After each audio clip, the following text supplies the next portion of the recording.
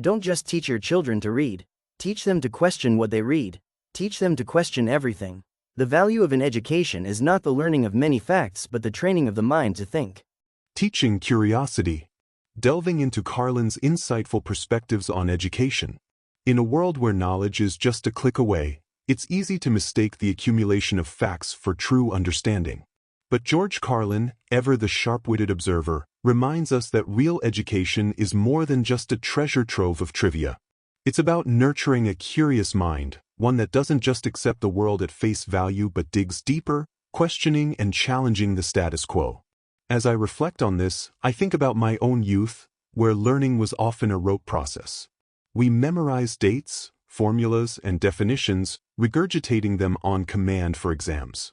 But where was the room for doubt, for skepticism, for the delicious discomfort of not knowing? The most transformative moments in my education weren't when I got the right answers, but when I was encouraged to ask the right questions. Teaching our children to read is foundational, but it's merely the beginning. To read without questioning is to see without understanding. It's like staring at a beautiful painting and not wondering about the brushstrokes, the colors, the emotions that inspired it. When we teach children to question what they read, we open the doors to a deeper engagement with the world. They begin to see beneath the surface, to understand motivations, to recognize biases, and to form their own informed opinions.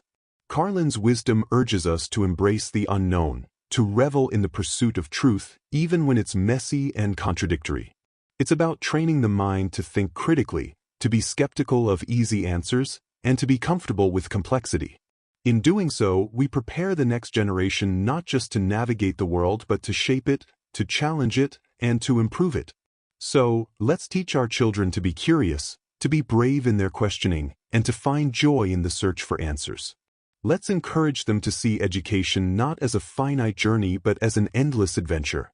Because in the end, it's not the facts they'll remember, but the way they learn to think, to question, and to understand the world around them. And isn't that the true value of an education? You don't have to think like George, just think.